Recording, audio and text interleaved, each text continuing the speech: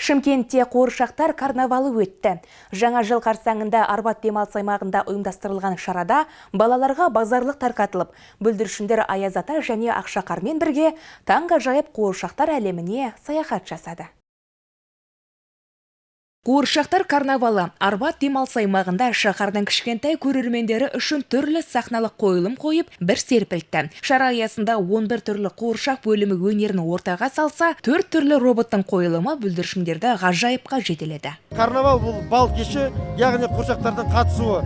Біздің қаламызда түрлі қуыршақтар бар, қуыршақтың неше түрлері бар. Әсіресе жарық шамдары бар, әсіресе үлкен кеңкелемді қуыршақтар бар. Олардың бәрін біз күнделікті өзіміздің сахнамызда көрсете алмаймыз. Кең көлемде көрсету үшін, балаларымызға жаңа бір қырынан таныту үшін осы жерге Арбатқа шақырып отырмыз. Бұның тағы бір ерекшелігі, қуыршақ карнавалында жасанды қуыршақтар емес, нағыз электрлік, яғни жоғары технологиямен жасалған қуыршақтар қатысады.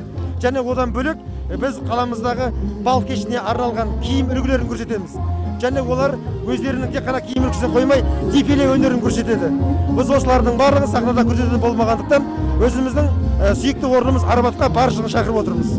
Қуыршақтар карнавалы іс-шарасын өткізудегі басты мақсат бүлдіршіндерді достыққа, шындыққа, мейірімділікке және еңбекқорлыққа баулу болып табылады. Аталған іс-шара барысында кішкентай көрермендерге ойын-сауық бағдарламасынан бөлек Бразилия карнавалы роликті және жарық киімдегі кейіпкерлер көпшіліктің көңілін көтерді.